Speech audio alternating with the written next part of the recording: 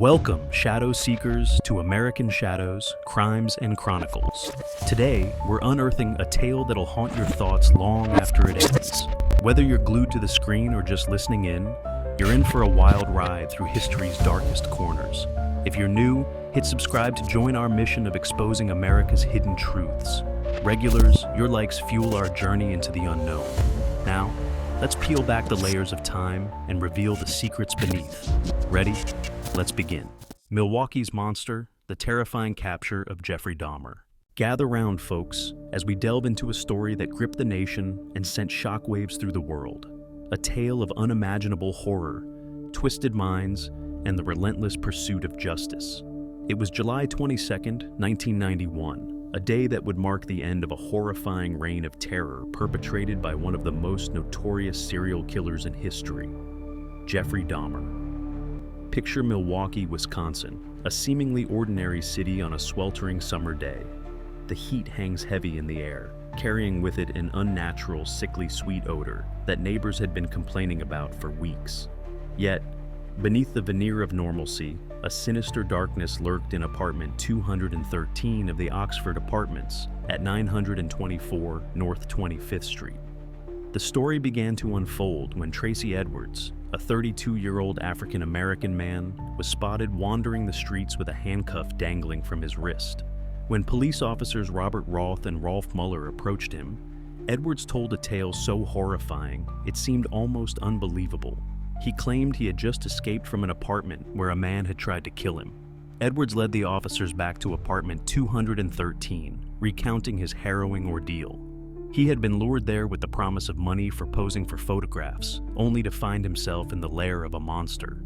Jeffrey Dahmer, a seemingly unremarkable 31-year-old man who worked at a chocolate factory, calmly answered the door. As the officers entered the apartment, an overpowering stench assaulted their senses. Mueller ventured into the bedroom to retrieve the knife Edwards had mentioned. Opening the bedside drawer, he found something that would haunt him for the rest of his life. Dozens of Polaroid photographs depicting dismembered human bodies in various poses. "These are for real," Mueller exclaimed, holding up the photos. In that moment, Dahmer's calm demeanor shattered. He fought briefly with the officers, but was quickly subdued and arrested. What followed was a descent into a nightmare beyond imagination. As investigators combed through Dahmer's apartment, they uncovered a house of horrors. The apartment was a veritable museum of depravity. Photographs of mutilated bodies, human skulls, and dismembered remains littered the space. A refrigerator contained human heads. A barrel of acid-dissolved human remains stood ominously in the corner. Painted skulls adorned shelves. A human heart was found in the freezer. The toll of Dahmer's murderous spree was staggering. He confessed to killing 17 young men and boys over a 13-year period, with the majority of murders taking place in that very apartment over the previous 4 years. His methods were as chilling as they were gruesome. He lured his victims with promises of money, alcohol, or companionship, only to drug them, strangle them, and then engage in acts of necrophilia and cannibalism. But the horror of Dahmer's crimes was matched only by the questions they raised. How had he managed to carry out these atrocities for so long without detection? The answer, as investigators would discover, lay in a chilling combination of cunning, chance, and tragically missed opportunities. Perhaps most haunting was the case of Konarak Sinthasomphone, a 14-year-old Laotian boy. In May 1991, just 2 months before Dahmer's arrest, police had responded to a report of a naked, bleeding boy seen running from Dahmer's apartment. Dahmer convinced the officers that the boy was his 19-year-old lover and that they'd had a drunken dispute.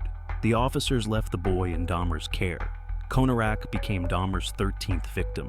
As news of Dahmer's arrest spread, Milwaukee, and indeed the entire nation, reeled in shock.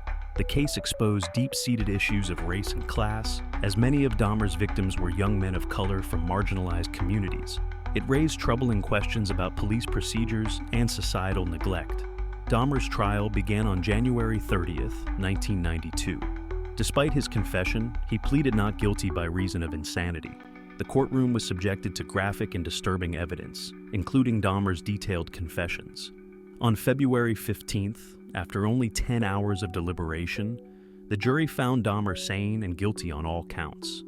He was sentenced to 15 consecutive life terms, or 957 years in prison.